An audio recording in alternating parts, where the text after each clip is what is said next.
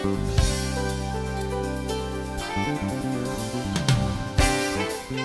wanted to welcome everyone to the 24th, I'll say that again, to the 24th Annual Turnaround Achievement Awards. My name is Matt Biondi. I'm the Director of Middle Schools for the Salem-Keizer School District, and it's my pleasure to get this event started this morning.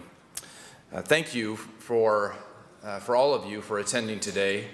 I know it can be difficult to take time out of the middle of your day, and to all of you, thank you very much for doing that. For your parents and significant individuals in the lives of the students that we're honoring today, thank you especially for taking that time out, making that time to be here to support your students. That's awesome. I would like to introduce and for us to honor our generous hosts for today's wonderful celebration. Don and Ann Liebold, they're sitting right here in the front, have sponsored this event for the students of Salem-Keizer for the past 24 years.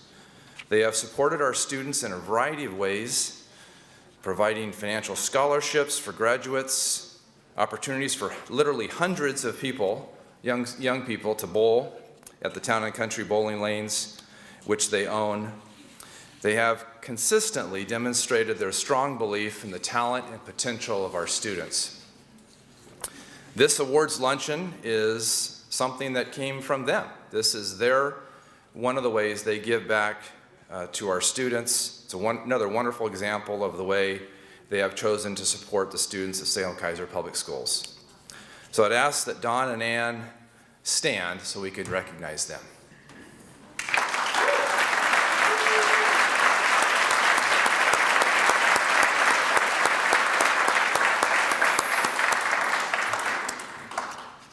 I know they love that recognition. Don and Ann, thank you so much. There's a lot of folks that I would like to recognize today, so please bear with me. We have many in our audience today, and I'm going to ask different groups to stand. So we have two members, I believe, of our Salem-Keizer School Board, and if they would stand, Jesse Lippold and Marty Hyen. Please recognize them.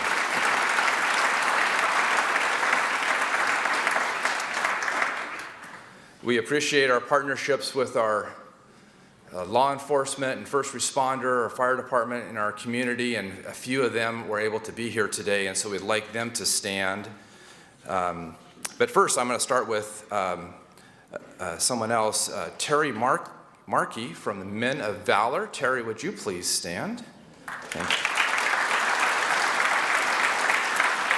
As well as representative from the Salem Fire Chief, Steve Kudek, Officer Johnston from Salem Police Department,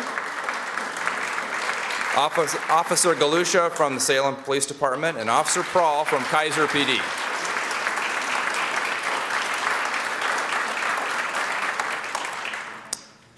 From the Salem Keizer Public Schools, I would like to ask that Superintendent Christy Perry, Assistant Superintendent Kelly Carlisle, and Linda Myers, Director of Strategic Initiatives, if they would please stand so we could recognize them.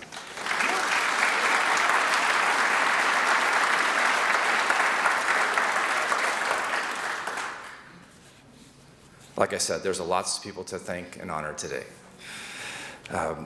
In addition to that, we have lots of school administrators, teachers, counselors, folks that are going to be presenting to our students.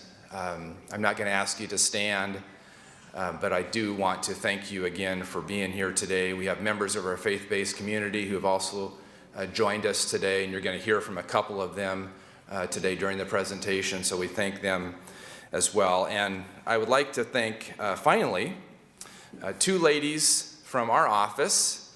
Amy Ponder is the assistant for the director of high schools, and I'd like to thank her for her effort today. She's standing in the back.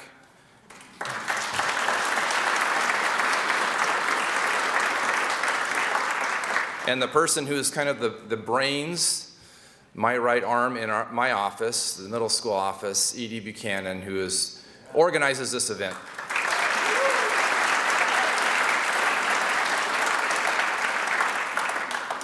All right. So I would like at this time to introduce the senior pastor of Salem Evangelical Church, Dr. Randy Butler, who will give the invocation for today's meal.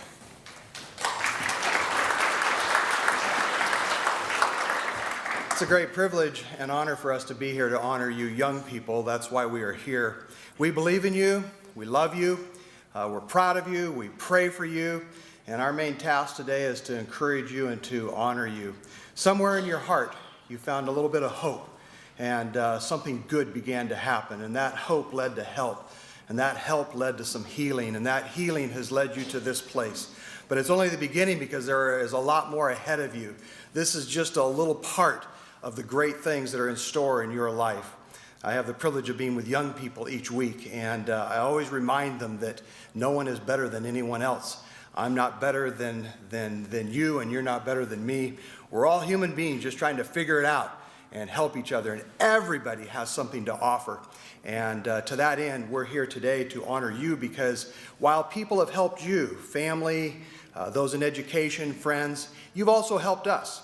And you need to know that you've been a tremendous encouragement to us. In fact, you're probably a greater encouragement to us today than we will be to you. That's how much you mean to us, and we want you to know that. My daughter is a school principal in the Portland area, and I hear lots of stories of kids. And I am so grateful for people who invest in our young people and in children.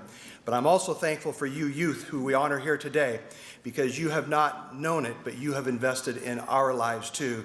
And we are richer because of it. And so we want to say thank you.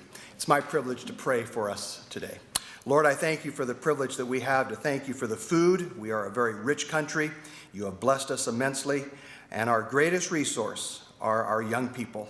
And we thank you for them today. Would you please bless their lives? No doubt someone has prayed for them over their lifetime. And I pray today for each one of them that they would be encouraged, and that they would be strengthened, and that they would have goals beyond goals this day. I thank you for those who have invested in their lives. Thank you for this privilege we have of being a community and family today. In Jesus' name we pray. Amen. Thank you, Dr. Butler. So, let's eat. But first, if we can let these couple of tables in the front, let our honored guests and let the Leopolds lead us. I know they love this as well, being the center of attention. But lead us through the line, that would be great, and the rest of us can filter in as we find the room. Thank you. So I think we're going to go ahead and resume with the program. I hope everyone's enjoying their lunch. I'm Lillian Govis. I'm the Director of Community Relations and Communications for Salem Keizer Public Schools. And this is a really exciting day for me. This is my first time getting to be a part of this luncheon. And I'm so excited that our team is here to help capture our celebration today and celebrate these stories that we are so fortunate to get to be a part of. But my job is to introduce our speaker. And like the 91-92 Chicago Bulls, he's back again, back to back for another year. David Johnson has been a passionate advocate for teens for almost 10 years. He has served as a youth worker at the Trillium Farm Home and also at Northwest Human Services Host Program. For more than 5 years, David has held the position of high school youth pastor at Church on the Hill. David, along with his wife Bethany and their 2 children, have also been involved with college, nursery, and adult ministries within the Church on the Hill community. And so, with no further ado, it's my pleasure to welcome David Johnson.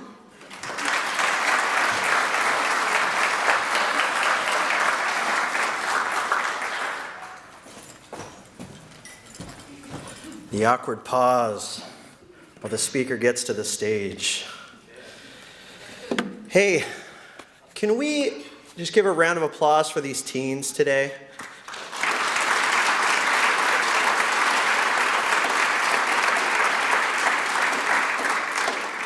Man, excited to get to talk to you guys today and be a part of honoring these teenagers for the amazing things that they've done. I know that, we got to get up and eat first. We were the, quote, honored guests, but you guys are the honored guests. and we are honored to be here among you guys today. So thank you so much. Your life, teens, it's this weird place. You're not little kids anymore, so you're no longer, people are paying a bunch of attention to you going, oh, you're so cute. And you're not quite young adults yet, right, to where people are looking at you and, thinking you're working and being part of the workforce. So you're kind of in this weird space. And oftentimes you get overlooked. And so I just want to say from the front that today we hear you and we see you, and we are so proud of you. So thank you guys so much for being here and letting us be a part of your lives. My name's Dave Johnson, as said, and these things can be a little stuffy sometimes. So I'd like to start out having a little fun. Can we do that? Is that okay? Okay. So I'm 35 years old, surprise, and I was born in the 80s, but grew up, had my formidable years in the 90s. I love the 90s. I think the 90s was an incredible time for music and movies. And so I've put a little something together for you guys. It's called Dave Johnson's Best of the 90s. So what we have here are a couple things. I want to warn you ahead of time, this is an awesome list. So if you guys see some things that you like or you agree with, don't be afraid to give me a little woo woo, okay? Can we do that? Little, just holler out, it's okay. So, and this is just kind of, for some of you that were here last year, I'm going to tell my story, and some of you teachers and administrators, you're going to hear some of the stuff you heard last year, but for teens, I don't know, I hope hearing what I've been through and what I came through blesses you guys a little bit, gives some direction. So, but here we go, Dave Johnson's Best of the 90s. Ready? I remember when my parents brought home the original Nintendo Entertainment System, right? We'd play games like Mario Brothers, Double Dragon, and the always awesome Ninja Turtles too. I remember clearly when MTV played music videos. And Saturday mornings were so important because of shows like He-Man, Thundercats, and the eco-friendly Captain Planet and the Planeteers. Go Planet! Will Smith was royalty as the Fresh Prince of Bel-Air. Come on. And Friday nights were all about these guys. Yes. I never missed a Thursday night with my friends. And when me and my friends saw Terminator 2, for us, movies were never the same. Kurt Cobain was the musical voice of my generation. And Independence Day reminded us that aliens could invade at any time. I loved music, and I listened to it all on my portable CD player. You remember how cool this thing was? You'd walk around and you'd try to loop it on your deal, and you'd walk and slowly your sweatpants would come down. In the 90s, all hair was frost and tip. And cell phones weighed just under 10 pounds. My generation will never forget when an NFL superstar was involved in the trial of the century. And when our president declared, I did not have sexual relations with that woman, and then promptly changed his mind. I'm going to go back to a blank screen because that's kind of weird, just looking at Bill Clinton. Who I actually liked.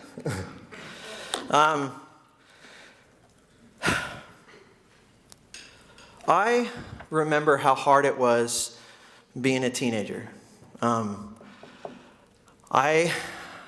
To this day, I'll hear people talk to teens and they'll say, man, enjoy it, it's the best years of your life. And sometimes I'll sit there thinking, like, really?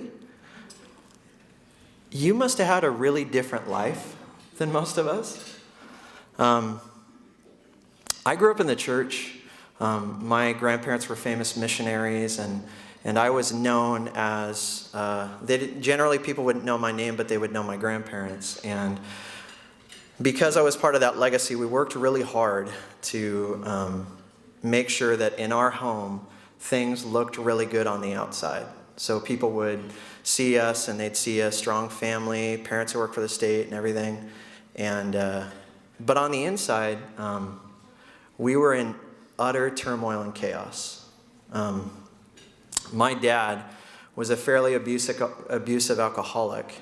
And so for the most part, inside my home, it was a daily insanity that involved a scared mom, and an abusive father, and 2 kids that were just doing their best to avoid him at all costs. In the midst of all the chaos in my house, I found myself feeling incredibly helpless and increasingly angry. So I did what any scared or frustrated kid did when they're scared. Is when I was at school, I started to act out. At 13, I was introduced to drugs, and it didn't take long for me to get labeled the rebellious, or more politically correct, at-risk youth. There were many times that I found myself in the office of a disciplinarian who would sit across the table looking at me and asking me to tell them, why are you doing the things that you're doing? Or telling me I needed to be better. And I would sit there stone-faced staring at him, angry. You know, I wouldn't let him see. I wouldn't let him. I'd have my fist clenched, and I'd just mean mug him. You know how you do. I didn't want him to break me. But dude, inside I was dying. Inside, I was crying out, man, help me. Like, do you see that I'm scared?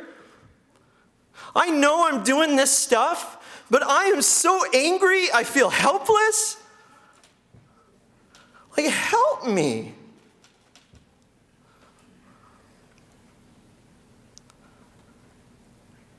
I need someone to see past this broken stuff and help. But in spite of my cries, more often than not, I'd leave those offices feeling alone and going back to my daily life. One day, after a particularly bad bender, I found myself in the office of a youth counselor. And this was one of many. I'd been to many youth counselors before. So I walked in and I expected nothing but the same.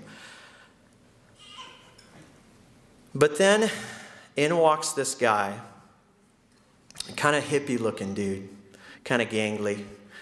And I remember I walked in and I sat in a chair like I did, sort of shrugged down. And this guy grabs this chair, his office chair, and he puts it in the center of the office. He gets out from behind his desk and he sits right there in front of me. And I'm kind of like, what? And he pulls out my file and he starts reading things off. And he said, so, I see you've already had some diagnosis. And I was like, yeah. And he starts reading off some things. And he says, well, are you manic depressive? I said, no. And he read off these things. Are you this? Are you this? Are you this? And I said, no. And I had my head down. And all of a sudden I heard this slam on the floor. And I kind of jumped up. And I was like, now being a kid from an abusive home, those kinds of situations can put you on edge. But he took a risk, you know. So I went on edge a little bit. And he said, hey, Dave, let's find out who you really are. So in the course of our relationship, him as my counselor and my youth worker and me as his client, we started to uncover all this stuff, and it was incredible. My life began to change. And he did something for me that no other adult had done or bothered to do. He didn't give up on me. He looked past the jagged edges of my life and saw something in me I was unable to see in myself. And not just that, he gave me the tools to unleash it. And most importantly, this guy spoke vision into my life. Now, vision is this ability to see beyond what is and to see what could be. To stand before this like barren wasteland and see what nobody else can. To see hope. This guy looked at me and he saw something more than just a waste of time. He saw hope and he invested, and it changed my life. I stand here before you because of him and other youth workers that were willing to dig in and see hope.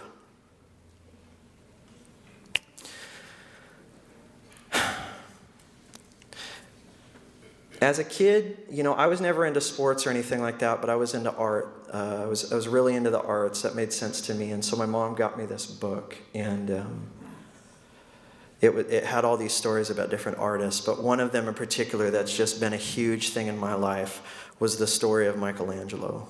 And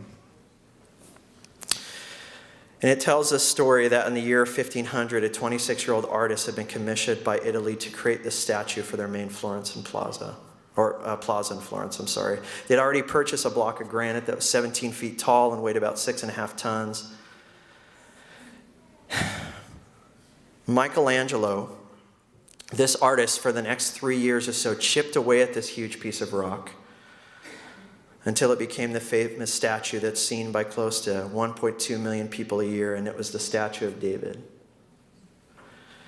When Michelangelo was asked about his famous creation, he was reported to have said, "I saw the angel in the marble, and I carved until I set it free." This youth worker looked at me, and he saw something more, and he kept chipping away, and he encouraged me to do the same. Teens, what you guys have accomplished is amazing. And we're here celebrating that.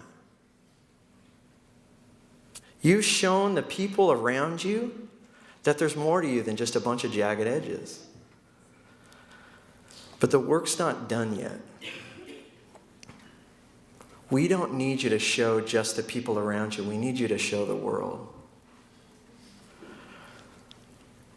Oftentimes, adults will get in a setting like this where they're talking to a bunch of teenagers. What they love to say is they love to look at a group of teenagers and say that you guys are the hope of the future.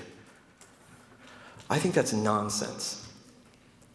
You guys are the hope of right now. You're not some future hope. You're the hope right now.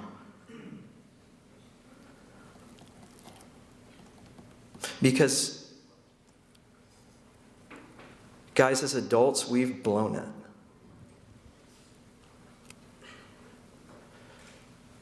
The world that we've handed you as adults is not very pretty. The world we've built for you is pretty ugly. We have crippled leadership and out-of-control violence. We've handed you a world where teens are dying in their schools week after week.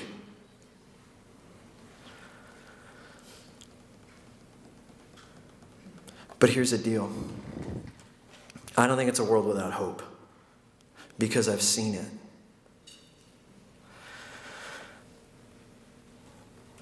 When the Parkland shootings happened, as a youth worker, man, it got to me. I was devastated.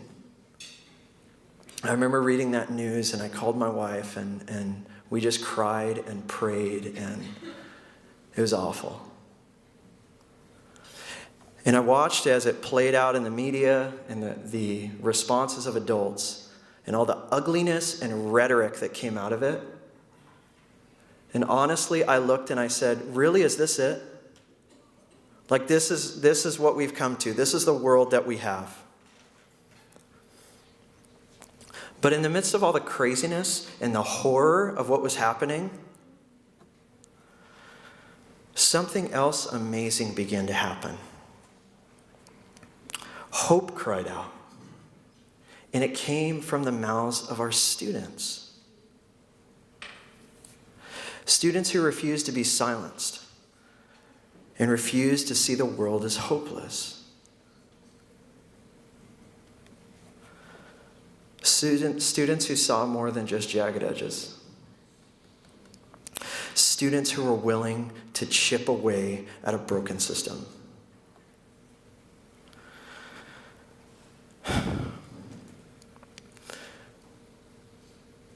You guys have done something amazing today. You've turned around your grades. And that's amazing. It's amazing.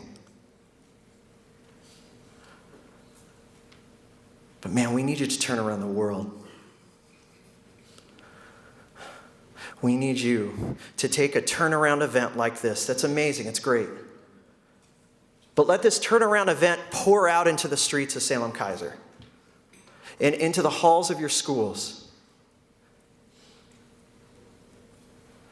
Keep chipping away because there's masterpiece here, you guys. There's masterpiece in the marble of the mess that we've handed you, but we need you to keep chipping away. And chip away by continuing your education. Chip away by finding that young person that sits alone every week at lunch and go have a conversation with them. Chip away by breaking a cycle of violence and unhealth in your homes. Chip away by continuing to dream big about the future.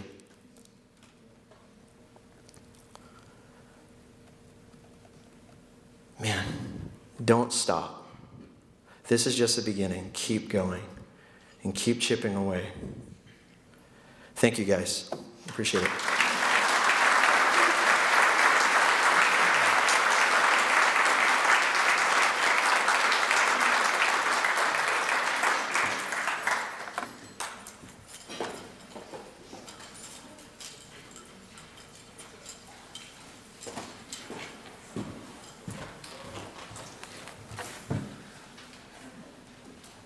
I still need to process that, David. That was excellent. Thank you very much. I love that challenge, not only for the students, but what spoke to me is just the challenge for the adults, just that speaking vision into those that we serve. I appreciate that. Thank you very much, David. So now we're going to move to the reason that we're here today is to honor these exceptional students, their stories that they have, and we've got a number of staff members that are going to come up and help us with that. Don and Ann are going to help us with that as well. And so the first, it's in your program, we're going to follow just the order that's there. And so the first school that I'd like to ask to come to the podium from Claggett Creek Middle School, Alexia Romero Duran, and the presenter, that is our student, turnaround student, Alexia, and the presenter is Assistant Principal Jen Williams.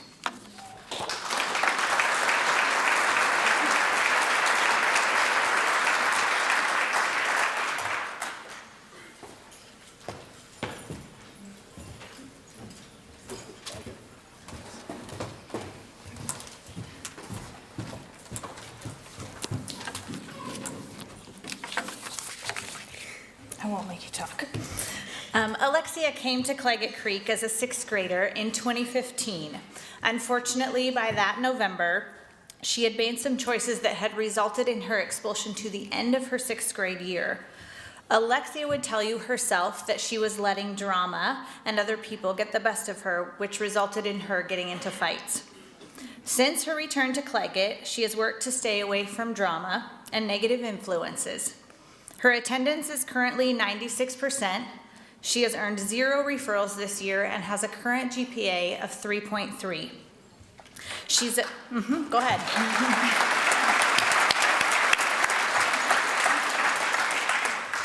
She is a classroom aide. She is also an aide in our sixth grade AVID classroom elective, where she helps run tutorials as a stand-in tutor.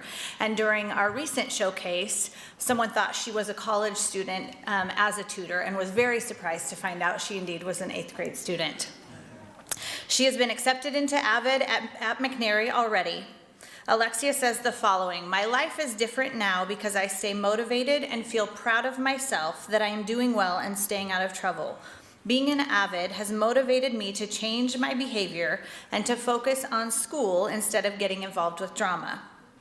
Alexia has become a model student who cares deeply about her education and her future. She's a strong lady who's determined to be a success, and we agree that her future is bright.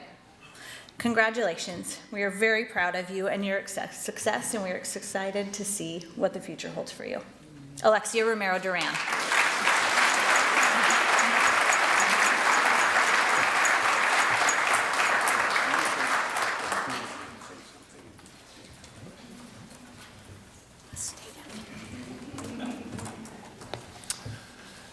Students, you are also welcome. You do not have to, but you are welcome to say a few words as well if you would like. Next school is Crossler Middle School. Lillian Hine is our recipient. And presenter is Counselor Holly Fiskum.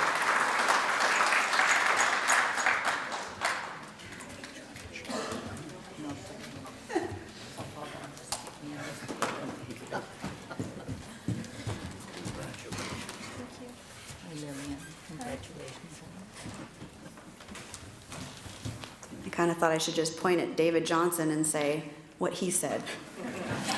But I've written something because Lily deserves every word of this and more. I was just speaking with Lily's mom, Stacia, and she mentioned that Lily's a volunteer for the food bank, a volunteer at the library, and a member of National Honor Society. So that'll go along with everything else I know about Lily here on this paper. First of all, thank you so much to everyone who made this possible. I think as an educator who loves my job and who loves her students, this is a wonderful event. But especially thank you to Lily. It's a student like Lily who gives me my purpose in life, and my purpose is to teach lifelong learners. It's a student like Lily who gives me a reason to look forward to coming to work every day. And that reason is being a part of Lily's joy in learning.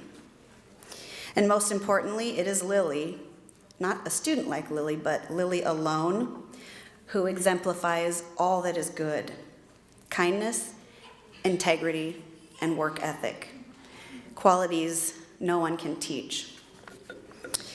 When thinking about what I might say about you in this speech, Lily, I kind of imagined you sitting down in an interview for a job later in life and being asked to describe your weaknesses, which we've all been asked in an interview at one point or another. And I imagined you in my mind responding with something like this: well, some people say I'm too nice, and I can't be dishonest, so I guess I'm too honest, and I always work a little too hard.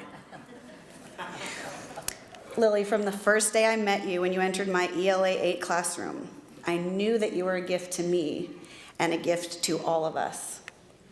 Your perseverance in the struggle to learn something new encourages others, and it encourages me. I admire your mind, your heart, your confidence in who you are, and your commitment to your future of success. In closing, I'd like to reference one of our favorite books this year. Wrinkle in Time. Yes, and pay you the highest compliment I could come up with by saying you, Lillian Hine, have channeled your inner Aunt Beast, our favorite beloved character in the book. Your essence, that uniqueness that makes you Lily, this perfect Lily, will forever have a special place in this teacher's heart. Congratulations on being our pride and joy at Crossler. It's my great honor to say that you deserve recognition and have earned this Turn It Around award. Thanks, Lily.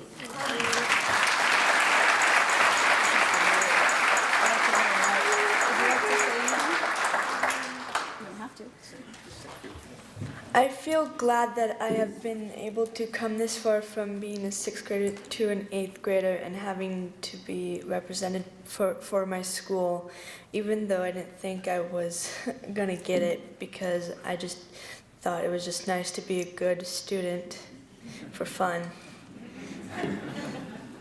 And I just like making my teachers proud and working hard for something that is a struggle for me, because I love learning a lot. It's been a great time at Crossler. Yeah.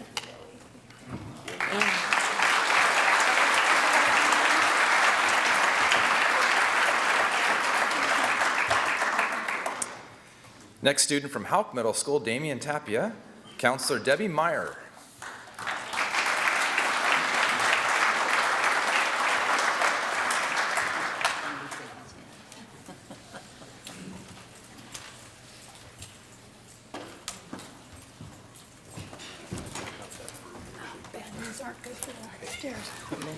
Good afternoon. I am so very pleased to present our Turnaround Award this year for Houck to Damian Tapia. He epitomizes what a turnaround looks like, and I know all of the students here have made the same kind of moves in their school careers, and that's why you're here today. But Damian's turnaround, I think, could best be shared with you by I happened to sit in on the AVID interviews for North Salem High School when we had those. It's been a couple months ago now. And we did it in panel form, trying to get all the students in. So we had 3 or 4 students in front of us, and we asked them all the same questions. And when Damian left the room, the 2 teachers from North that were there that interviewed him said, "Man, who's that kid?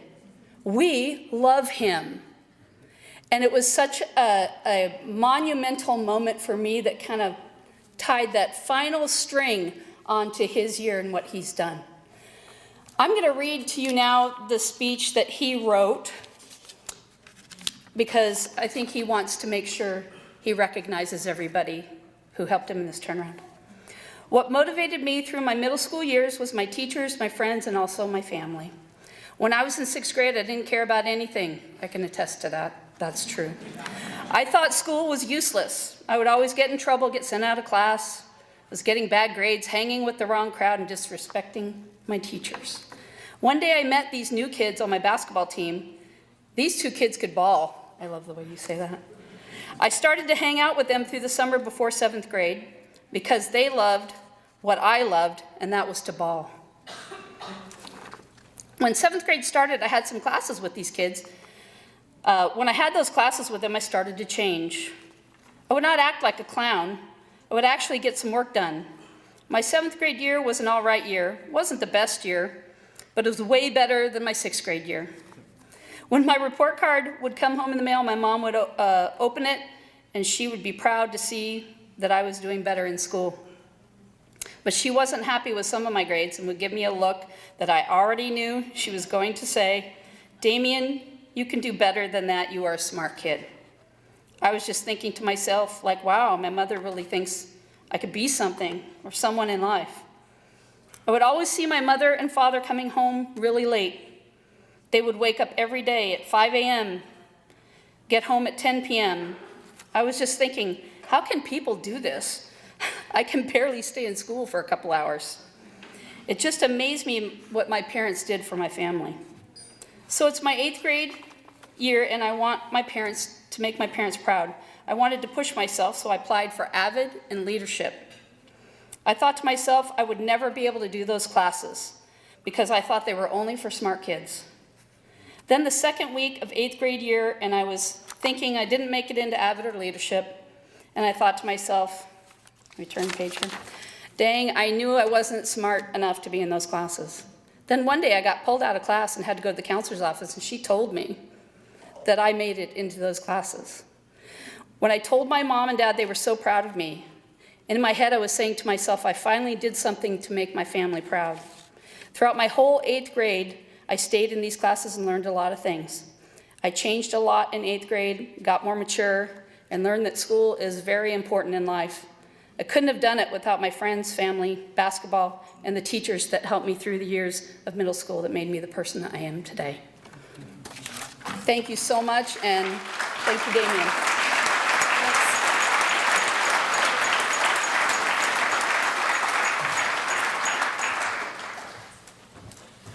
Our next recipient from Judson Middle School, Anthony Lewis, and presented by Assistant Principal Stephanie Seals.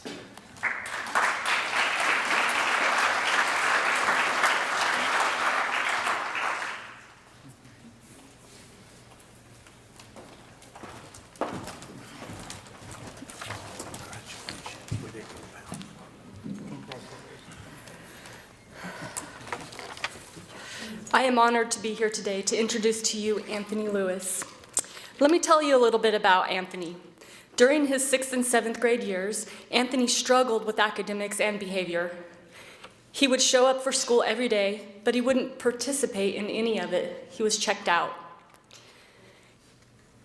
He was a student that showed disrespect for school rules and staff. As a result, all of his grades plummeted. He was sent to multiple timeouts each day, and we felt like we were at a standstill with Anthony.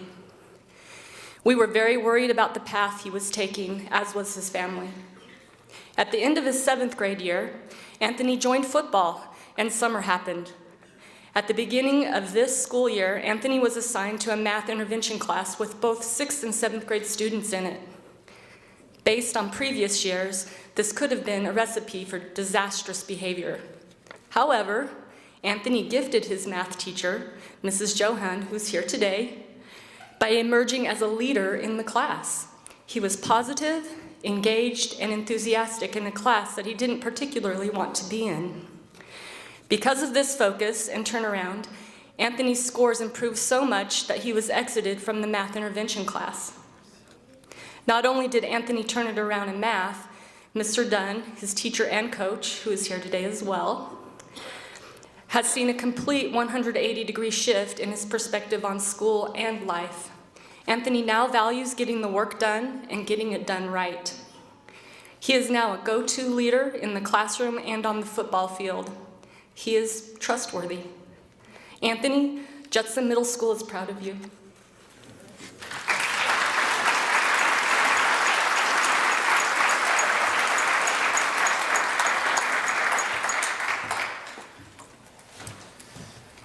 Next recipient from Leslie Middle School is Haley Hayes. Presenter, Assistant Principal Robin Buckingham.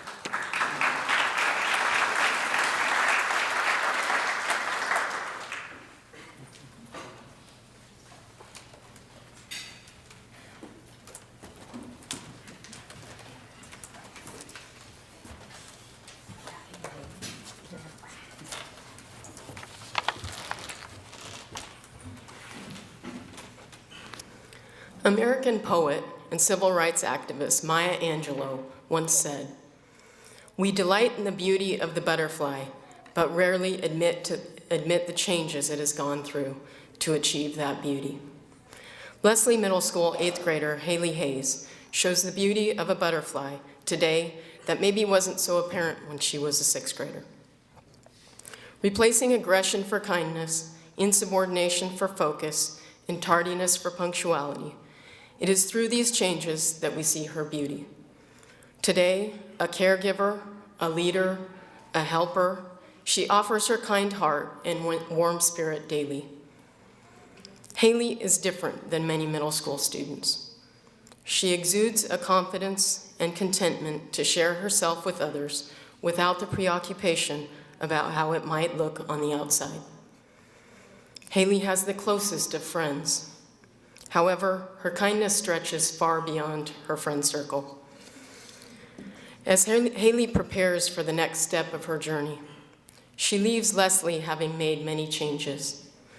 The manner in which she connects with others, her confidence, and her caring heart, along with her ability to manage conflict, is a reflection of her maturity and growth throughout the past 2 years. Haley will move a changed person. She leaves a school a better place, a changed place. No longer weighed down by conflict and strife, Haley Hayes will travel far. When I see Haley sharing a tender moment with a friend, it helps me believe in the goodness of our students. When Haley connects with an adult on staff, it shows them that their efforts are making a difference. When Haley helps a student she doesn't even know, it empowers other students to lend a hand. When Haley interacts with others and agrees to disagree with respect, it gives us hope. Haley has changed. Today we celebrate her growth from the past in anticipation for her developing beauty as she spreads her wings into the future. It is my honor to recognize Leslie Middle School Turnaround Award student, Haley Hayes.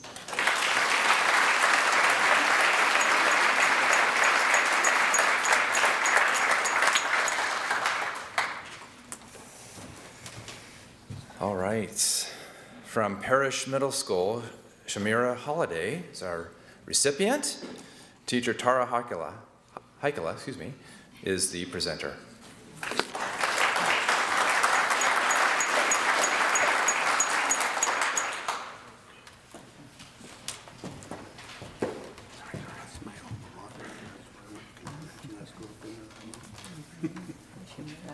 Congratulations.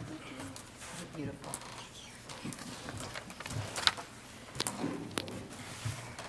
All right, two powerful messages are consistently said throughout my classroom all year to help change the mindset of my students. One being that students do not have to do things, but instead they get to do them. The second being that it is not okay to say, I don't know. They must say, I don't know yet. The student that I nominated for the Turnaround Achievement Award has embraced these messages and had found great success in believing what she can accomplish with the opportunities that school can give her. Shamira Holiday. Shamira started middle school looking at it as something she had to do. She had poor attendance, missing approximately 1 day of school a week. Her attendance put her in a critical status, and she was even put in an attendance group with the principal. She felt as though she had to go to her classes, where she found enough effort to complete her coursework and end 6th grade with primarily C's. In 7th grade, Shamira continued having problems with her attendance, dropping to a low of 66%. As low as her attendance was, something clicked for Shamira in the spring of her 7th grade year. She started coming to school more frequently, and she started to gain success in her grades. Her C's turned to B's, and although she was placed in Math 180 based on her math she did not know, she showed it was because she did not know the math yet. She conquered this with an A. After the success she found in her 7th grade math class, Shamira signed up for the Elevate Math program for her summer before 8th grade. She didn't have to go to math for 4 weeks in the summer to learn skills that would help her with her advanced coursework in 8th grade. She got to. She saw this as an opportunity. She was already starting to believe in the power of yet, and yet she didn't even know it. See, Shamira scored only a level 1 on her SBAC in 7th grade math, and she knew if given the opportunity, she truly believed that she could complete advanced math work in 8th grade. Some of her friends stopped coming to Elevate, but Shamira believed in what she could do and continued to grow mathematically. She kept going. Shamira started 8th grade, continuing with the success she found in Elevate during the summer. She had been excited to come to school and has raised her attendance to an amazing 96%. After her first semester of 8th grade, she has all A's and B's. Shamira is a leader amongst her peers who see her as a hardworking student who's a superior mathematician. She has excelled in Accelerated 8, completing advanced coursework with a can-do attitude. If at first she might not know something, she keeps going until she does. Teachers say that she's responsible, respectful, and very dependable. She is self-motivated, completes her daily responsibilities, and always asks what else she can do to help. She really sees schools as all of her learning opportunities as something that she gets to do, and knows that her best work is yet to come. Shamira's turnaround is a prime example of how when you show up with a positive attitude and work hard, you can truly change your trajectory of learning. I am honored to educate such a devoted student.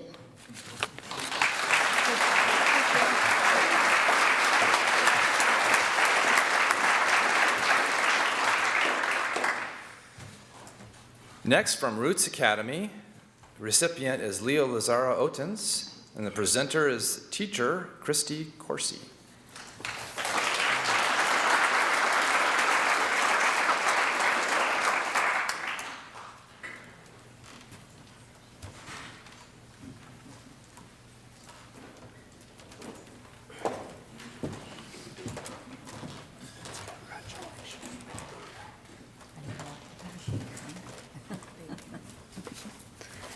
So a couple of months ago, I was at Town and Country Bowl with my class, and we were collecting data for math. And Dawn came up to me and said, "Hey, have you heard about this award?" And as soon as he told me about it, I thought of Leo. Leo came to Roots Academy in 6th grade. He's currently a 7th grader. At that time, he struggled with organization, wasn't exactly thrilled to be in school, and as a result, he got in a little bit of trouble. Over the last 2 years, he's totally turned things around. He is now very respectful in class. He seems a little bit happier to be there. He has a lot of pride in his work. He's raised his grades to all A's and B's, I believe. And he gets all of his work in on time. Leo, I think, has discovered over this time that he is smart. And he excels in math. And this year we did robotics. And he was our expert in programming this year.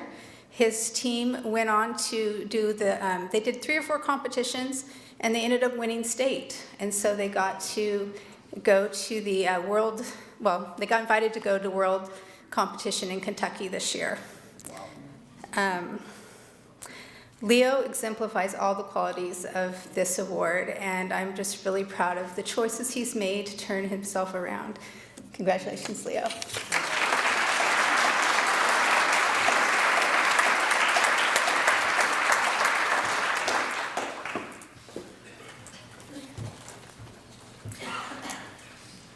Next recipient from Stevens Middle School is Alexandra Dubriel. The presenter is teacher Lisa Kramer.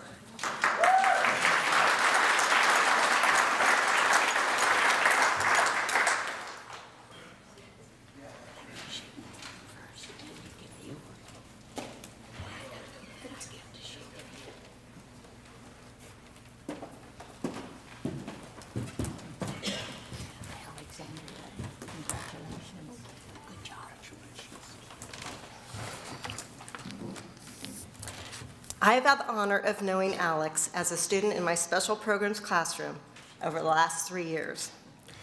As a 6th grader, Alex was challenging at best, with behaviors that often left us shaking our heads. I got to know Alex's parents very well over those first few months, since they would often take turns spending time in the classroom to help Alex adjust to middle school life. The phrase, "It takes a village to raise a child," couldn't be more true in Alex's case. Family, classroom staff, counselors, behavior specialists, administrators, and office staff all took turns helping to ease Alex's anxiety and frustrations around school. In truth, it was a year of anxiety and frustration for all of us. Not gonna lie to you, baby girl. I was a little anxious at the prospect of another year of Alex's perplexing behaviors as 7th grade approached. I cannot even begin to describe to you the shock and surprise I felt when Alex walked into the room at back-to-school night. Standing in front of me was a confident young woman with a funky new haircut, dyed pink. She took the new school year by storm. For the first time, she was able to participate successfully in mainstream classes, and she became a mentor for the new sixth graders in our classroom. She even caught the eye of the leadership teacher, who recruited her for leadership as an 8th grader. Alex, you have continued to make me proud this year. You have shown what perseverance and determination can do, and you have set a high bar for the other students in our room. It is a testimony to your ability to manage your behaviors that your mainstream teachers see you as an equal to every other student in their classroom, okay? Many of them don't even realize that you're a member of our room, okay? While you still might have a few hiccups here and there, you have learned to not let a bump in the road change the path you are on. Alex, you're strong, you're special, and you are loved. Congratulations.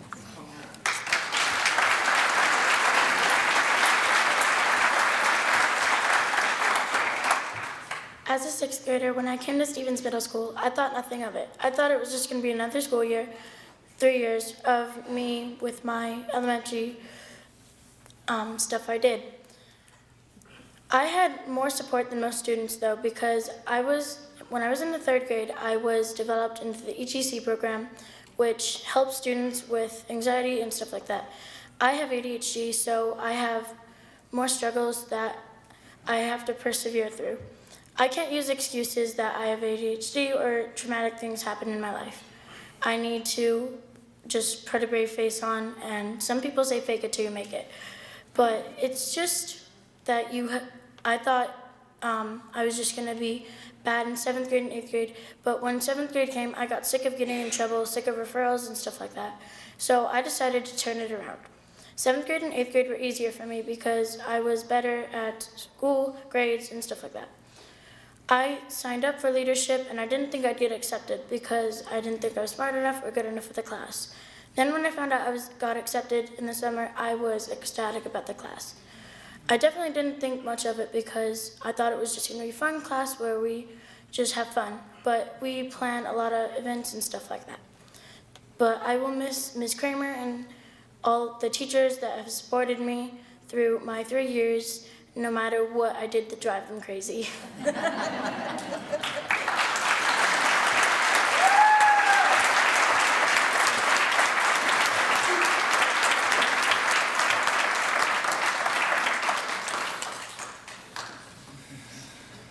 From Straub Middle School, our next recipient is Robert Martinez, presented by Assistant Principal Chad Christensen.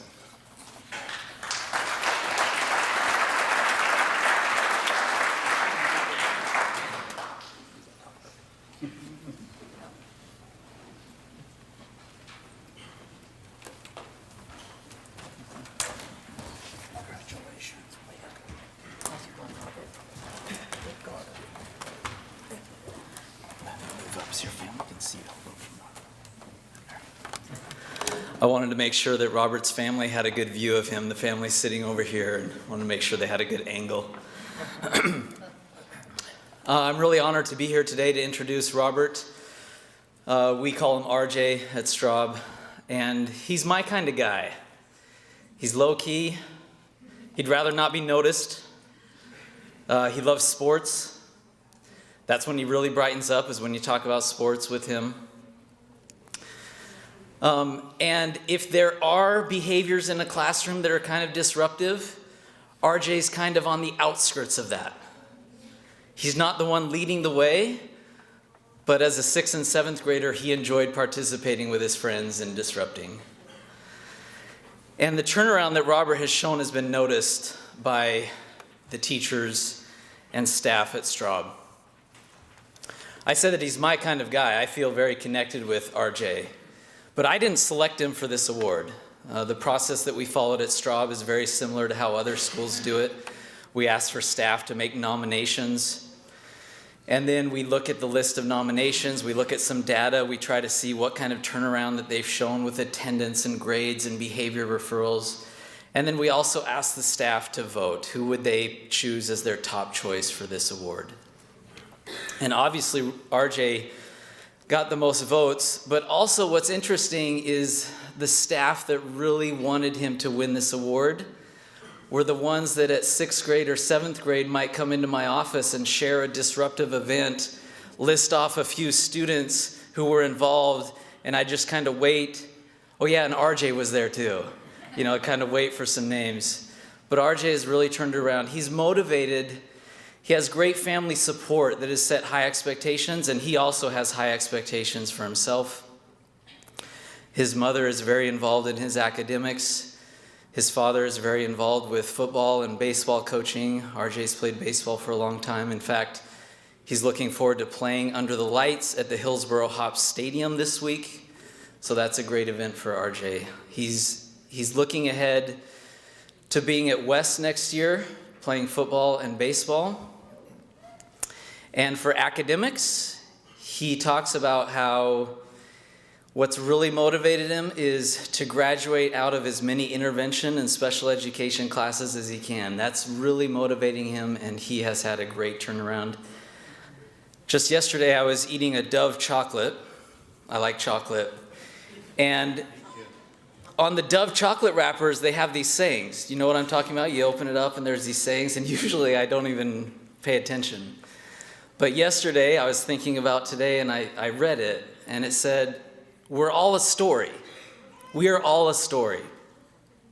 And we get to determine the ending of that story. And so I'm excited to find out the end of RJ's story as he continues on at West and as he goes to college. He has a great goal for himself to be a college graduate. Robert Martinez.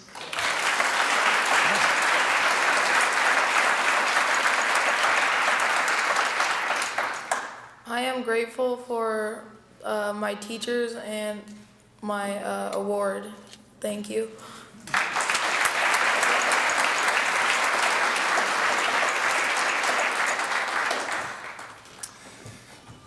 Next recipient from Waldo Middle School is Emma Rich, presented by Counselor Letty Brown.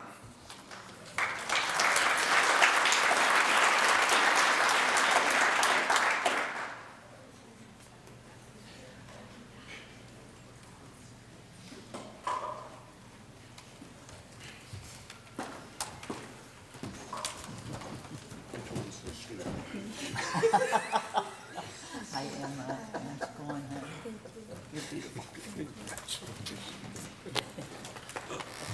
I'm honored to present our turnaround from Waldo to Emma Rich. She transferred to Waldo December of her 6th grade year. By February, she had a fight. Over the next year, she had 11 referrals. She had poor academics. Attendance was poor. Her mom would walk her halfway to school, but Emma would choose where to walk the other half. Sometimes it was to school, sometimes it was to the mall. By February of her 7th grade year, she had the opportunity to live with her aunt and uncle. At that time, life changed.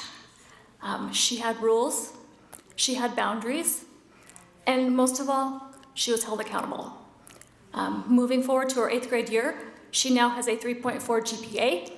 She's one of the star defensive tackles of our football team. And she placed 5th in state in wrestling.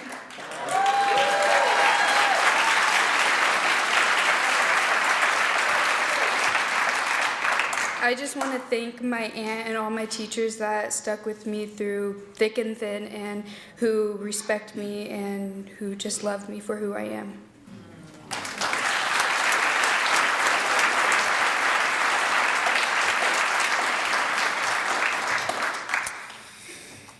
All right, our next recipient from Walker Middle School, Viviana Sanchez Perez, presented by behavior specialist Casey Corliss.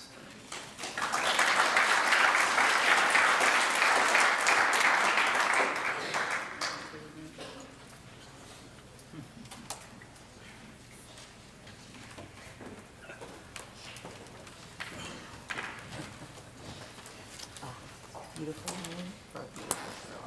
Congratulations, Angie.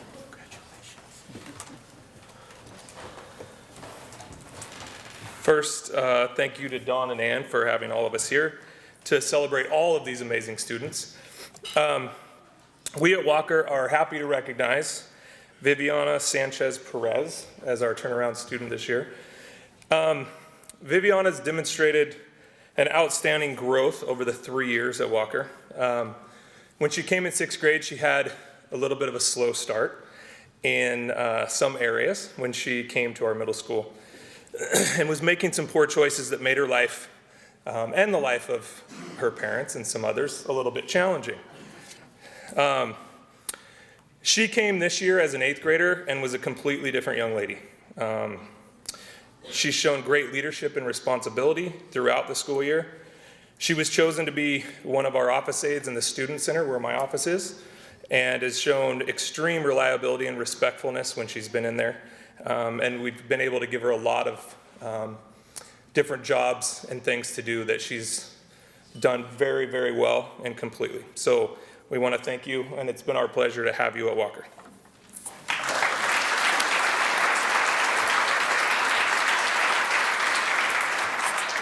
Just say thank you. Well, I just want to thank my family and my teachers who have been there for me. Yeah.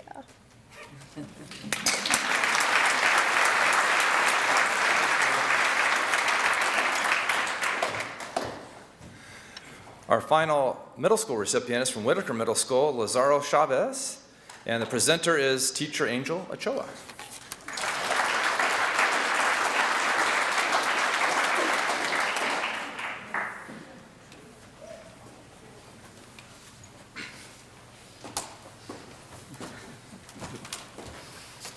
On the big stage. Congratulations.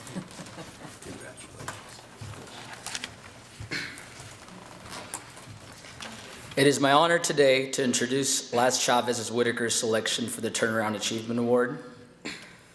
I've had the privilege of being a part of Laz's educational journey, and I couldn't be prouder of his accomplishments as he gets ready for high school. As his math teacher last year, I met a kid who had a lot of potential but lacked confidence and motivation. We talked about how results are achieved and how you can't expect a different outcome if you aren't willing to do something different yourself. He started doing homework on a consistent basis and expecting more from himself. We still found time to talk about rock and basketball, two things Laz and I share a love for. And by the end of the year, he had earned an A in math. He continued to challenge himself academically by participating in the summer math bridge and got into accelerated math. When a position became available in my 8th grade AVID class, Laz was the first student that came to mind. His growth this year was not limited to academics. He started playing guitar again, a hobby he had quit in 6th grade when he wasn't as strong-willed. Also, he played football for the first time and made the varsity team. Coach Larimer shared the following about Laz. I've been coaching football for a long time, and I've seen a lot of kids come and go. I will always remember Big Laz as one of the most positive, humble, and diligent young men I've had the privilege to coach. I will never forget the pride and joy that not only I, but every one of his coaches and teammates felt when Big Laz got not just one, but 2 quarterback sacks in his last game as a Whitaker Wolverine, in front of his family, friends, and the community. Big Laz leads by example, and we all respect him for it. I am grateful to be able to call Big Laz my friend.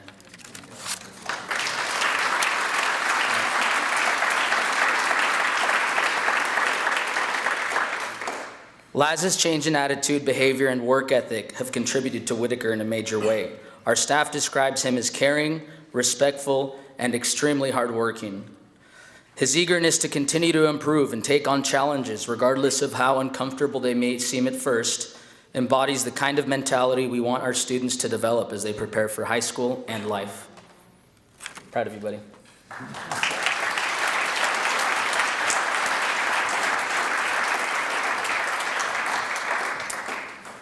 Next, I'd like to invite to the stage Larry Ramirez, high school director.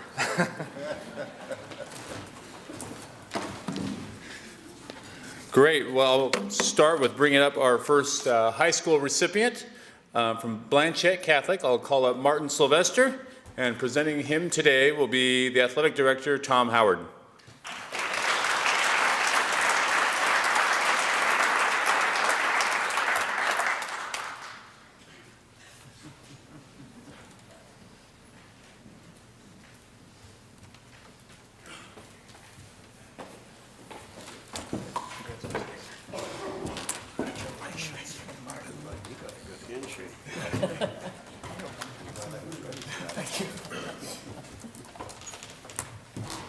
I'm very proud to be here to speak on Martin's behalf.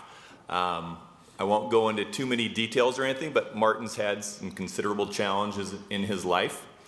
He is a fighter, though, and that is in the good sense. He's very much a fighter. The first time I met Martin was a couple years ago. Out of the blue, I got an email about enrollment at Blanchette, and usually that comes from parents.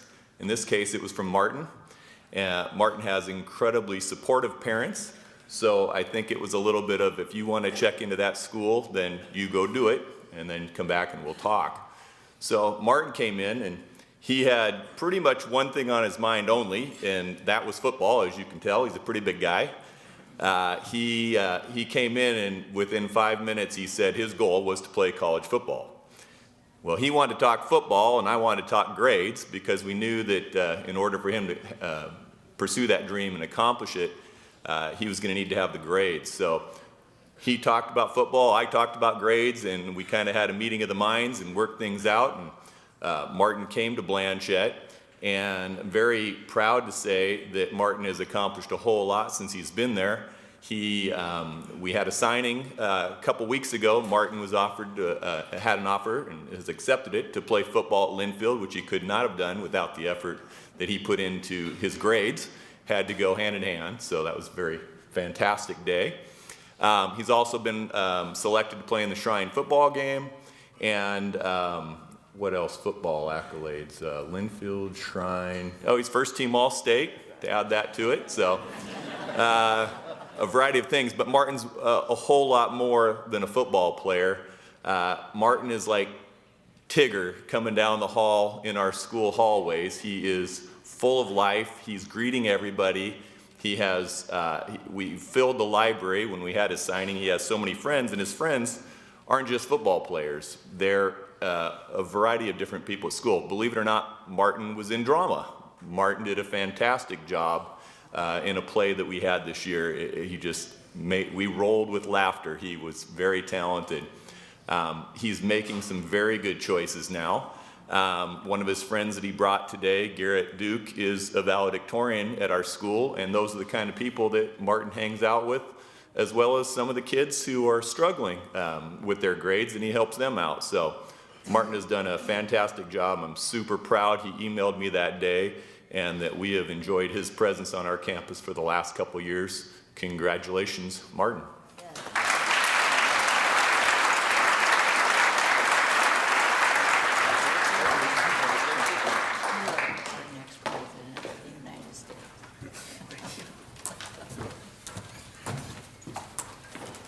I'd like to call our next recipient up from Early College High School, Jose Sabreda, and I think Counselor Aaron DeBacker is going to present.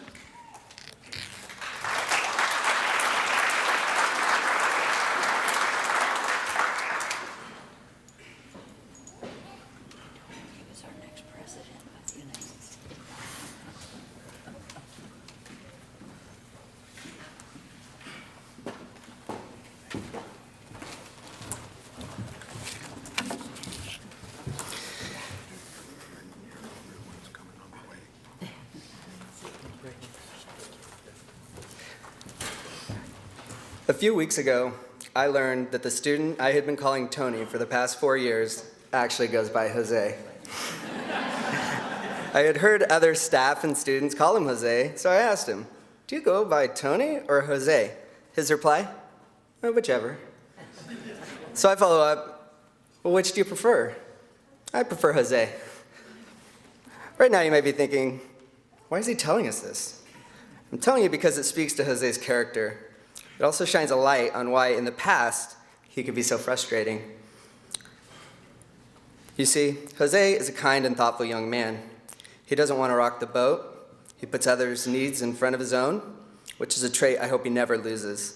There's also a trait that worked against him when he started at Early College High School. Freshman year, Jose would quietly attend class, not ask questions, and not ask for help.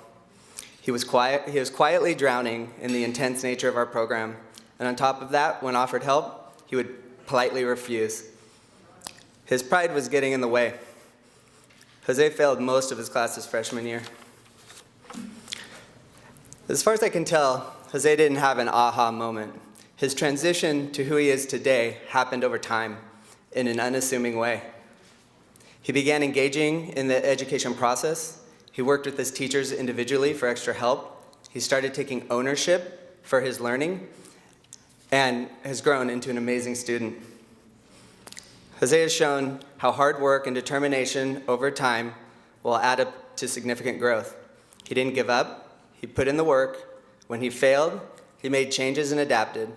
He did things he didn't want to do, and at times had to humble himself and ask for help. Today, Tony is a full-time college student. He works close to a full-time job. He is a mentor to new Chemeketa students and recently was elected president of the Student Leadership Council at Chemeketa. Jose is working towards becoming an auto mechanic, and I have no doubt that he will achieve that too. It is my absolute pleasure to nominate Jose for this award. I'm confident. Go ahead.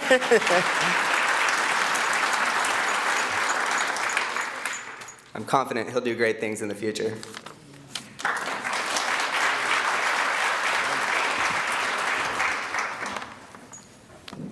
So I'm sure you guys want to hear a little bit of story about me. Okay, so my journey actually started about 4 years ago as a freshman at early college program. I can say going into the first year of my high school, my grades were not there. I was really failing all my classes. I was really struggling. If I can describe myself during that year, I was the shy student who kind of sit in the back of the class, really never asked questions, didn't want to get involved in the school life. I knew I was going to face these obstacles throughout my high school, 4 years of high school. And, you know, it's one of those things that to this day I look back and I kind of regret doing that.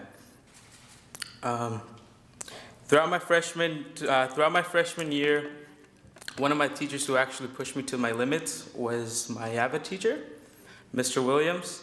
Mr. Williams actually he set up a time with me with a mentor because he knew I was struggling. He knew I wasn't going to become successful in life by the way that I was heading with. And my mentor he was actually a senior at the same program. We would mostly talk about college and why is it important to graduate, why is it important to get your diploma, and then why to go to college right after high school. You know, following to my sophomore year, I can still remember sitting down with the vice principal in his office and looking at other programs because my grades were not there again. Although my momentum and thoughtness of going to school was there, my grades were not there. So I still remember sitting in his office looking at other programs or even thinking of going back to my home high school. But I mean, this was just in the halfway of sophomore. So I decided to make a change. I know it was going to be hard, but I wanted to make the change. I also remember my English teacher, Miss Wallach. She told me, in order to become successful in life, you have to ask questions. Although it's going to be hard, once you look back, you won't regret any of those questions. Into my junior year of high school, I can say this is where I changed. I remember vividly setting a goal in the first week of high school that I will not become shy.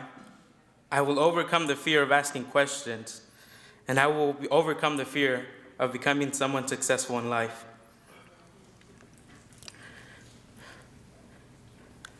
I still remember sitting in the office of my counselor when he said I was approved to become a part-time college student. As a sophomore at early college high school, this is where most students get ready to become part-time students for their following year as juniors.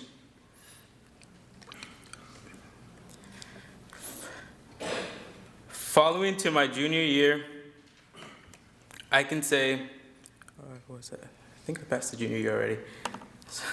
So once I got into the junior year, this is where I can see the change. I became the part-time student that I really wanted to be, and although I didn't do it by myself, in the junior year I got another mentor with the high school partnerships. They gave me a mentor that was gonna help me through my classes, get through my courses, and keep bothering me about asking questions to the professor. In this junior year, I asked a lot of questions that I would stay after class to speak with the professor of what the agenda was for the next week. Finally, coming to my senior year this year, I have the grades, but I've also taken the challenge to give back. I've taken the challenge to give back to the students who are coming into Chemeketa Community College as new students who are afraid to take college classes. I'm also proud to say that I'm the president of the Student Leadership Board at Chemeketa Community College. This is where a group of students, leader students, take on the role of improving the lives at Chemeketa and making sure every student is counted in. I've improved my grades and I've improved my view in education. I'm looking forward to attend at Chemeketa Community College next year and attend the automotive program. I'm thankful for everybody who helped me achieve where I am at the moment. And I'm also thankful for my parents for pushing me to my limits also. But also, throughout these 4 years, I always look back to all those questions that I asked. And I always think about every day, what happens if I never asked those questions? Where would I be? Although I'm sure I'd probably be, as a dropped out student, for sure, all those questions that I asked, I never regret any of them. And to all the teachers and counselors here, I ask for one favor. If you see a student who is not asking questions, who is shy, please talk to them. You probably may change their lives.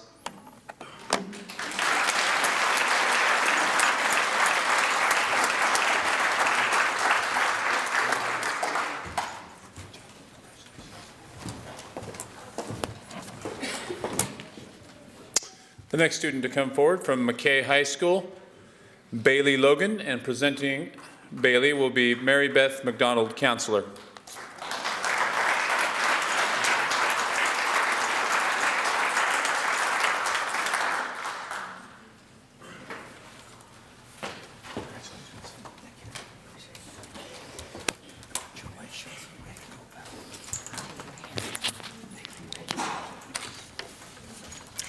I just want to say what an honor it is to be here today presenting this award for McKay High School.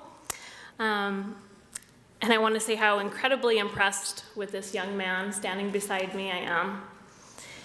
He's one of the kindest, most polite, and positive students I've ever had the privilege of working with. His heart is huge, as is the impact that he's had on everyone who's had the privilege of working with him. I'm not going to focus too much on Bailey's life before his turnaround, because that's just a little piece of his story, and it's definitely not the most important part of his story of who he is today. Yet, I will say that life has not been easy on him. He's had more than his fair share of struggles in his young life, both at home and at school. School wasn't easy for him for the majority of his academic experience, and he also experienced a lot of upheaval in his childhood that made focusing on school pretty darn difficult. However, the important piece about Bailey's story is that despite the challenges he has been met with since a young age, he's found it in himself the power to keep going, to keep moving forward and create a better life for himself. And that is what impresses me most about him. When I think about Bailey, I always go back to the first time I met him and the impression of hope that he left upon me. What I remember most clearly about that day is how he walked up to me, introduced himself, shook my hand, of course, and told me with great confidence and determination that he was going to do everything he could to graduate on time. He went on to tell me that although he used to get into a lot of trouble and hate school, he didn't used to see a point to it. But upon returning from Roberts, something clicked for him over there. He assured me that he had done very well there and promised that he would continue to keep working hard so that he could meet his goal and be the first in his family to graduate from high school. I was so impressed with his ability to own up to his mistakes in the past and the incredible determination that kept moving forward despite the many barriers he had faced. And I was totally convinced that he would absolutely follow through with that goal. And here we are, a couple weeks from graduation. Whatever happened at Roberts really changed his focus and enabled him to thrive. And I know that he is very thankful for that. Since then, he has continued on with that momentum at McKay. He has remained committed to his goal of graduating high school and going to college, as well as always choosing to focus on the positive in life and inspiring others to do the same. After graduation this June, Bailey will continue his education at Chemeketa Community College, where he plans to pursue a degree in business and technology. Watching Bailey's transformation and incredible dedication to his education over the last year has been amazing. The staff at McKay High School is very proud of him. We look forward to seeing the great things that he will continue to achieve with his resilience, hard work, and determination. Congratulations, Bailey.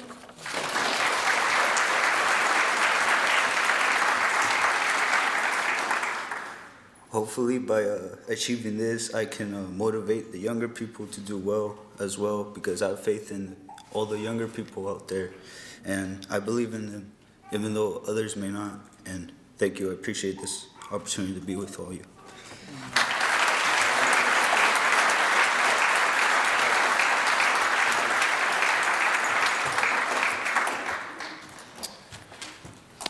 Our next student to come forward from McNary High School, Travis Steves and Stephanie Lassiter, teacher, to present him.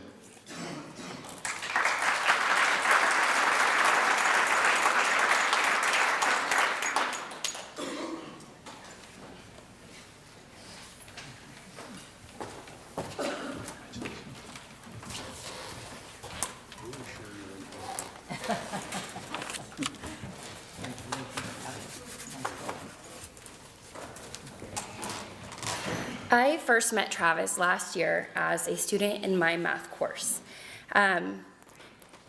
He was a little unsure of his math abilities, a little unorganized, but a really nice kid, and he really wanted to try and do his best in everything.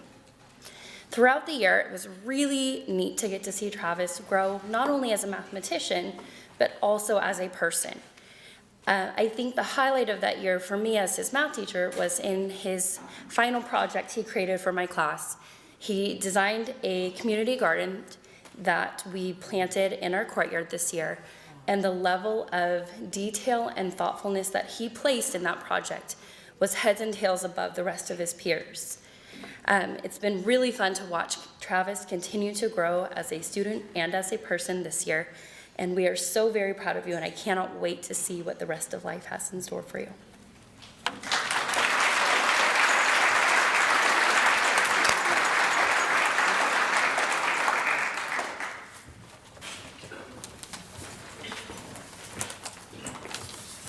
I've been fortunate enough to see that garden. It's great.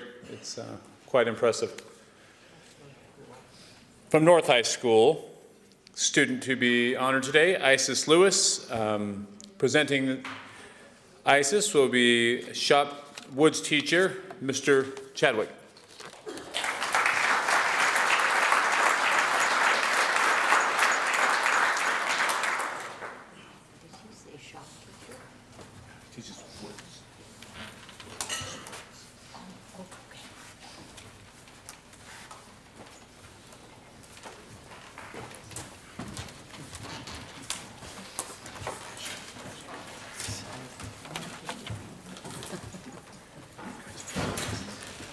Oh, it is my distinct honor to celebrate the achievements that Isis Lewis has had in our program and her whole experience here at North Salem High School. It was in the spring of 2015 when I first met Isis Lewis. She was a freshman enrolled in my entry-level cabinetry class, my first year as a public school teacher. As I recall, Isis was a late add to my class, but I could see that she was working hard to make a home here at North Salem High School. I learned later that because of family struggles with stability, that moving was a frequent and typically disruptive activity for her. Despite this, she worked hard to overcome some significant obstacles that first semester, as her family was at the time homeless. Despite the challenge of homelessness and the effects that is often has on a young person, I could already observe her determination to succeed at the work that was in front of her. I was impressed with her tenacity and her grit. She excelled in her work, easily outpacing her classmates. Then one day, near the end of the semester, she came to me privately and told me that this was her last day and that she was leaving again. The family had to move out of town. I was heartbroken for her. I could see the pain and disappointment in her eyes, But bravely, she chose to make the best of her situation and assured me that she would not give up despite the setbacks. I'm not aware of all the challenges Isis has faced in life, but I have observed the strength of character that she shows when facing those challenges. So even though I would miss her, having her in my class, I knew that she would be okay no matter where she was. Second semester of her sophomore year, Isis returned back to North. I was thrilled to have her come back, and I could see the joy in her face at this homecoming.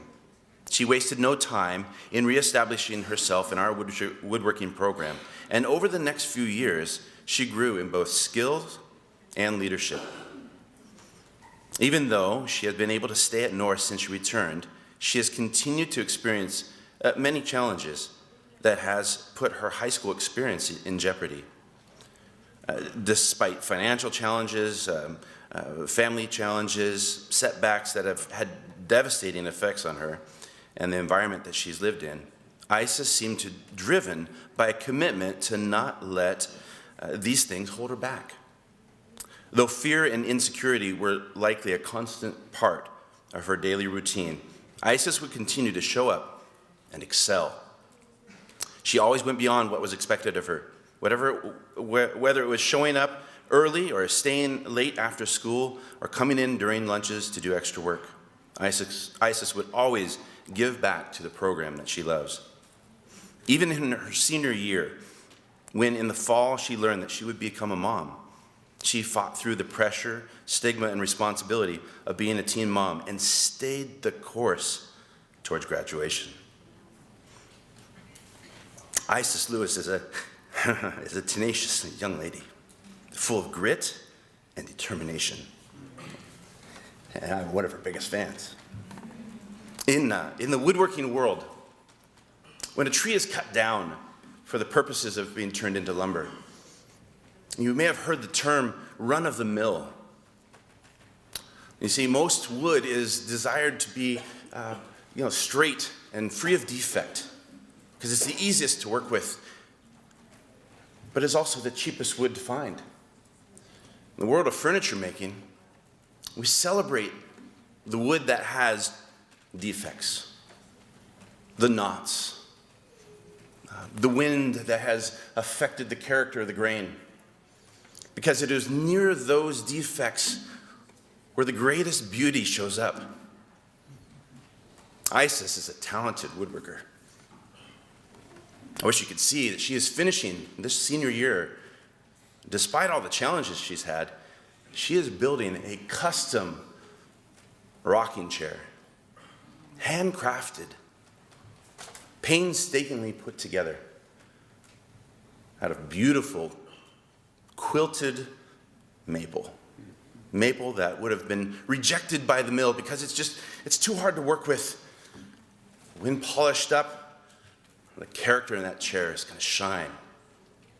We get to see the value in it because it is custom created, not just the easy path. Isis didn't take the easy path in life, but through the challenges, through maybe some of the difficulties, I've seen her character, and it's something to celebrate. Out at North Salem High School, in the front of the school, there's some very large maple trees. And I've seen some pictures, old times, when those pictures in the school had very, very small trees, saplings planted. And now they are beautiful, growing, strong. They have weathered some changes. They have built character. Every time I see those trees, I think of Isis and the character that she has developed in her high school experience.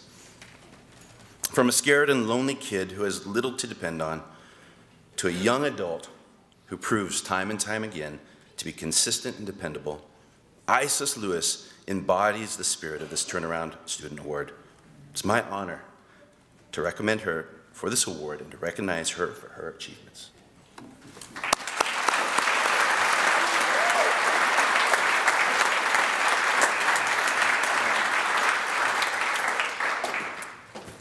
I can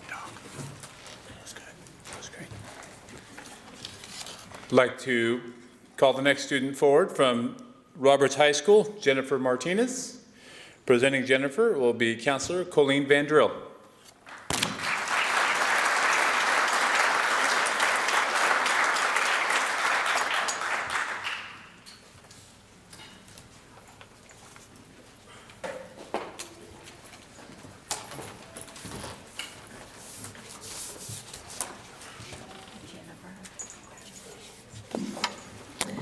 I love this girl, I have to tell you that. When the staff at the Teen Parent Program met to discuss our winner for the Turnaround Award, the decision was short, enthusiastic, and unanimous. Jennifer Martinez. I think it's very powerful to hear Jennifer tell her own turnaround story, but there are 3 bullet points that I want to mention about her, mostly because I know she won't mention them herself. Number 1. As a student, as a mother, as a person, friend, family member, Jennifer is amazing and inspiring. I could talk about her all day if I was allowed to do so. Point number 2. Jennifer is a natural advocate. She has advocated for herself, for her daughter, for her family, and for her friends. One incredible example of this character trait is the fact that she has helped several of her peers find the appropriate resources when they were faced with the terror of domestic violence. She helped them report the incidences to the right people and continued to offer strength and support throughout their journey without judgment. She's a valued role model in our school community. Number 3, Jennifer is excited to pursue a career in law enforcement and has already taken many steps towards that goal. She's completed a ride-along, has interviewed police officers, volunteered at Bridgeway. She's applying to the cadet program and is planning to start Shemeketa and take courses in social science and criminal justice, and then apply for a job when she turns 21. Now let's hear how she managed to get to this point despite many obstacles.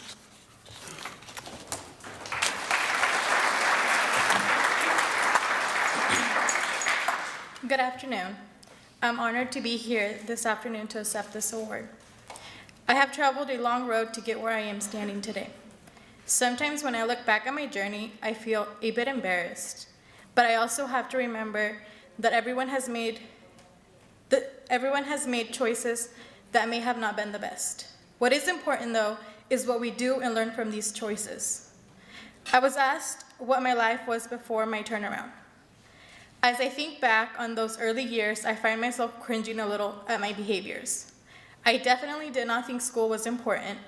My grades were horrible, my attendance was horrible, and my attitude was really horrible. My life outside of school was tough, but I didn't care because I had my family, and my family was important. I would have and almost did jeopardize my future for my family. I was loyal to a fault. I realize now that I was angry at the world. I was not thinking about my or my daughter's future. I thought the world owed me something, and I didn't think I needed to put any effort whatsoever into earning it. And even though there were people who were offering me help, I either refused it or didn't realize it was there. I found out that I was pregnant when I was 14. Starting my freshman year of high school 6 months pregnant was not great. Trying to get to school at 7:20 in the morning proved almost impossible, and I ended up dropping out. This was probably the beginning of my transition. I started attending the Teen Parent Program at the end of my freshman year. I still had pretty bad attitude, and I thought I had to prove myself. The funny thing was, I didn't have to prove anything. With help of caring teachers and real honest conversations, I started to see that there might be other options for my future other than being a single mom working minimum wage jobs.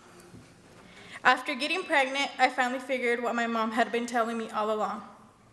Un día vas a pagar lo que me estás haciendo cuando tengas hijos. In English, this translates to, one day you will pay back everything you are doing to me when you have kids.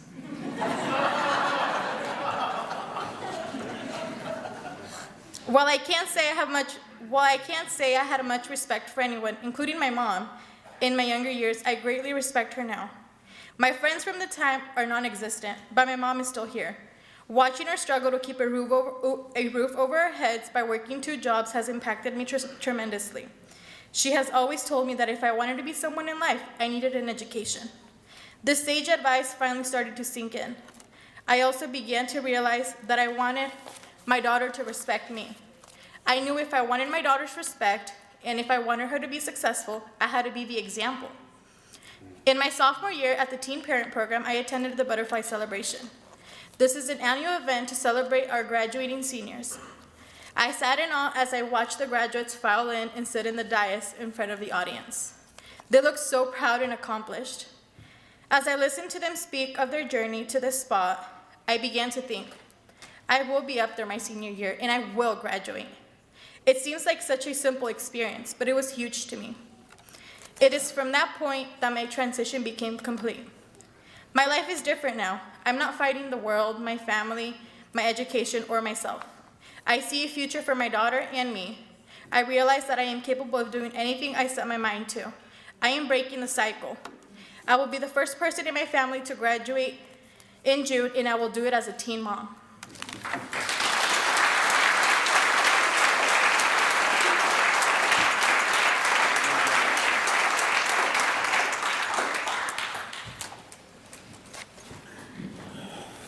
The next student to call forward from South High School, Samuel Presley. Presenting Samuel will be Counselor Andrea Oropeza.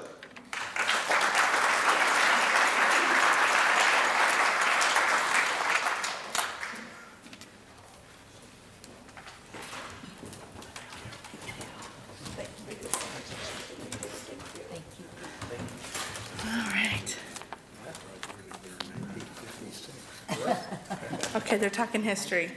All right, so Sam is the youngest of 4 Presleys who I've had the pleasure of being a counselor to. When Sam was a freshman, his mom decided to move to Portland. Dang it. It's the mama bear in me for this guy. Sam and his 2 older brothers, they knew this situation was not in their best interest. So they decided to stay here in Salem to be able to continue going to school at South, where they felt constant support. Not having a stable home and no real adult supervision, Sam was not making the best decisions when it came to school. When he was in school, he spent a lot of his time in the halls, skipping classes, visiting teachers on prep, never really a huge nuisance, but always avoiding what he was really supposed to be doing. This year, Sam knew that he started the year off needing to pass every single class in a full schedule, plus some online. Myself and others who have closely monitored Sam were hopeful, but still very worried based on his behaviors that we were used to seeing. When we got to his first progress grades, Sam came to me with so much excitement to let me know that he was passing all of his classes with C's or better. He's been able to maintain C's or better all year long. One of the most rewarding moments with him this year was when he saw his name posted in our lobby for being on the honor roll. The pride and joy that he shared with me that day was priceless. I took his picture for him and he sent it off to all of his family to see. He kept saying, "I'm the first Presley to make it on honor roll. I can't believe it." Sam's constant changing living situations always made it hard for him to focus on his schoolwork. Those of us who know Sam and work closely with him have always been most worried about his safety regarding where he's staying, and have understood his behaviors when it came to slacking on schoolwork, because that truly was not always the most important thing that he needed to worry about. Most of us thought that we would for sure see him at South for a 5th year. But this young man has proven to us that he has the determination and grit to make it happen, and he will be graduating this June. Yay!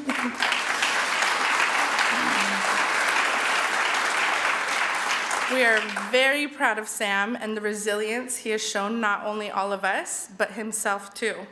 He now enjoys school and is excited for his professional internship this summer with the State of Oregon LEAP program. We all look forward to seeing where life will take this beautiful soul.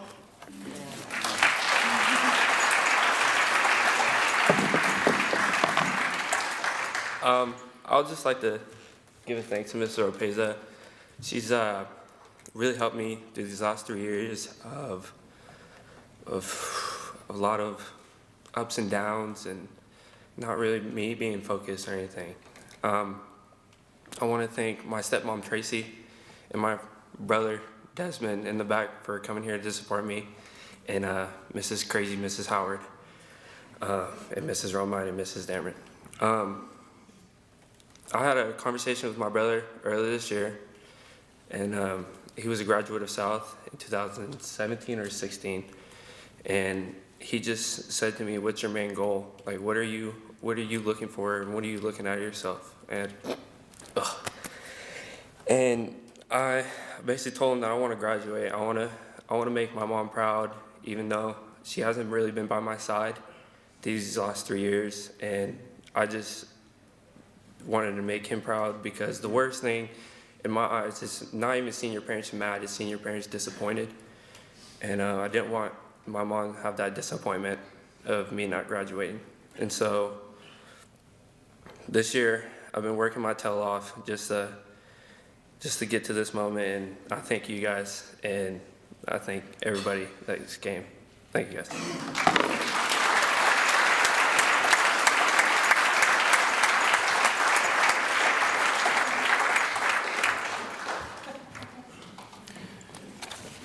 Next student to call forward from Sprague High School, Zion Barthuli.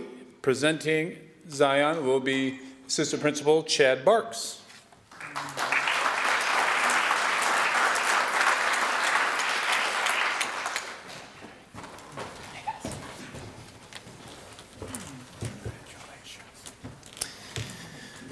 Well, let me begin by saying I've known this family for over 10 years. Little did I know before I became an assistant principal that I would be the one up here getting to talk about Zion in this role.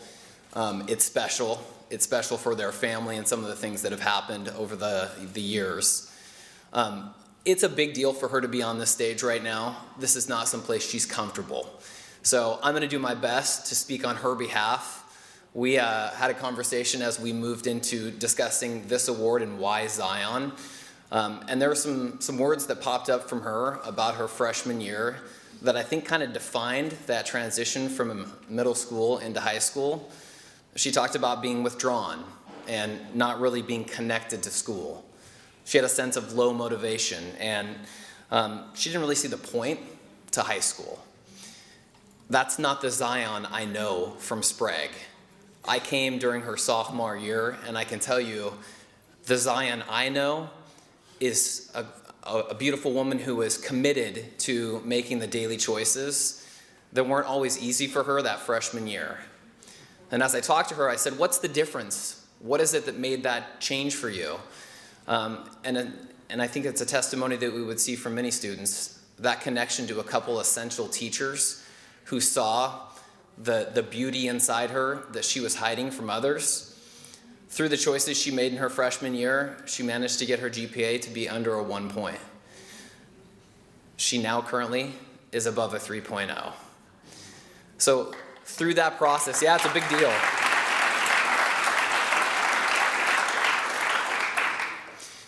She epitomizes the Olympian motto that we have through our PBIS, where we focus on the oldies, and we have an acrostic for that. The O stands for owning your own actions. As I talked to Zion, it was clear that during her sophomore year, she had a light bulb come on, and it really made sense that it was her hard work and her determination in those classes and her willingness and desire to work with those teachers and want to show them how smart she was that led to that turnaround. The L stands for living a life that you're proud of. And I can say with assurance that as we've discussed and talked, she is very proud of that legacy that she has built over the last 3 years of coming to school and making those daily choices to do that work and to express herself, which was one of those areas that was kind of her biggest barriers when she was a freshman. And the Y is saying yes to success. And honestly, Zion has created an opportunity for herself. Her dream is to go on to college. She has a deep passion for science, and she has now provided herself an opportunity to do that through her choices. So will you congratulate with me, Zion Barthuli?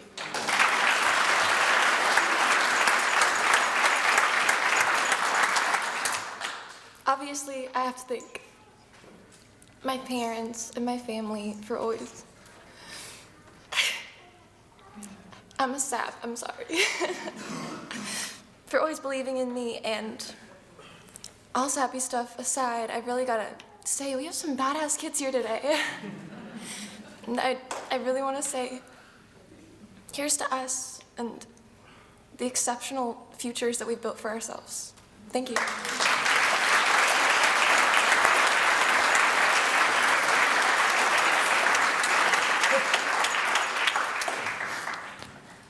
Our next student from West Salem High School, Elise Hune, and presenting Elise will be Counselor Lily Stanfield.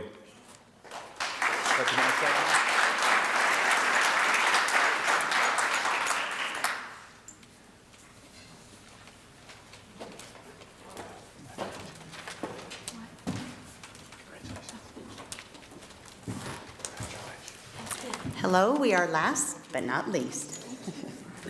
I'm very proud to introduce Elise Hune.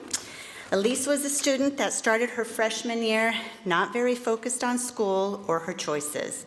Academics went to the back burner, and for the next 3 years, she was missing lots of school, thus not passing her classes. At the beginning of her senior year, she was at the top of my list of a senior that was at high risk of not graduating because she was so credit deficient. Elise met with me and told me she was willing to do whatever it took to graduate this year. So we made a plan. She had to come to school every day. She had to turn in all her work. She had to do extra classes online. She had to get a job to get work experience. She did all of that, and I'm very excited to say she will be graduating in 14 days and attending Chemeketa Community College. Congratulations.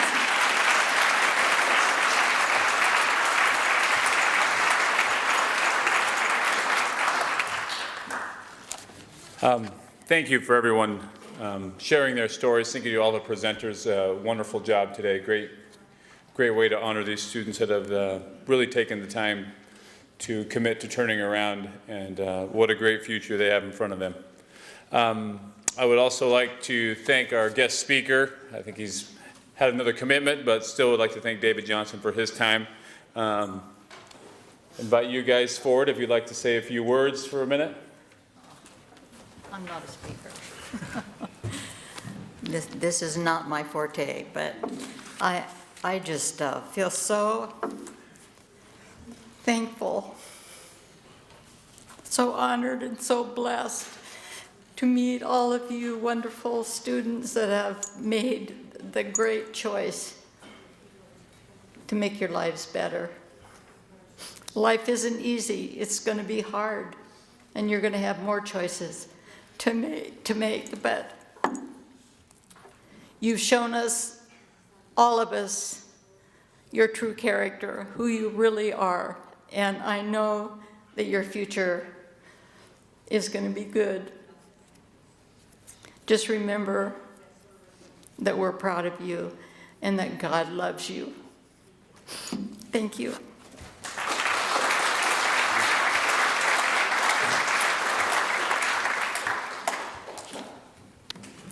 I want to thank Dave Johnson for his speech that he made. What a testimony he had. You know, a lot of us can identify with what he went through, and that one person in his life turned him around. Where would Dave be today if it wasn't for that one person that came into his life? And I have a good friend here, Terry Markey. If you stand, Mike, Terry. Terry is with Men of Valor, and Terry's whole life has been kids, mentoring to kids, being there for kids. And his group, they're always looking for mentors, for someone that would step forward and be a mentor. So if you feel like that's a calling that you would have, that you'd like to be a mentor, you'd like to be someone that would like to be the person that would turn a person's life around, meet with Terry after this. He can give you some information on how to learn to be a mentor for others. I want to thank all of those that have been here that have helped Matt Biondi, Lillian Groves, Larry Ramirez. Thank you for helping us make this a success. Edie, I want you to stand up. And I'm trying to say her name now. Your partner. Amy. Amy. Edie spends countless hours organizing this whole thing, getting a hold of the schools. We used to do it when we first started here, and I know what it's like to try to get it all organized. And Edie and Andy, they've been doing just a fabulous job. And I just want to thank you for the wonderful, wonderful job that you've done over the years for this thing. Thank you very much.